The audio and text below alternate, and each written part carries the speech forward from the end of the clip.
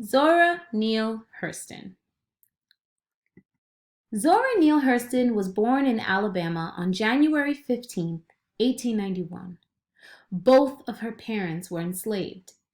At a young age, her family relocated to Eatonville, Florida, where they flourished. Eventually, her father became one of the town's first mayors. She later attended Howard University and earned an associate's degree. Hurston became one of the earliest members of Zeta Phi Beta Sorority Incorporated and was an active student who participated in student government.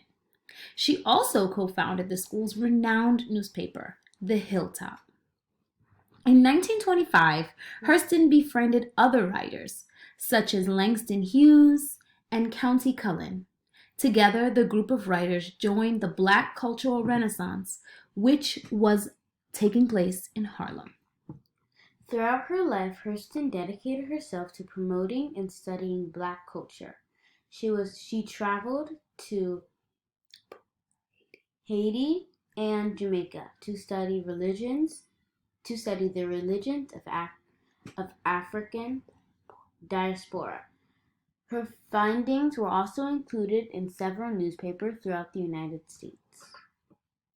One of her most popular works was Their Eyes Are Watching God.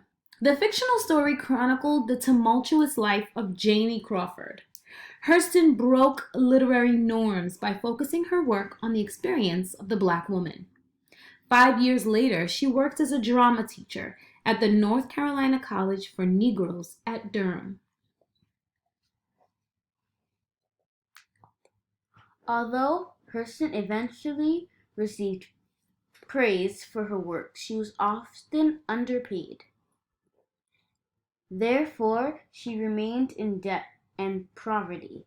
After years of writing, Hurston had to enter the St. Lucie County Welfare Home, as she was unable to take care of herself. Hurston died of heart disease on January 28, 1960. Although Hurston's work was not widely known during her life, in death she ranks among the best writers of the 20th century. Her work continues to influence writers throughout the world.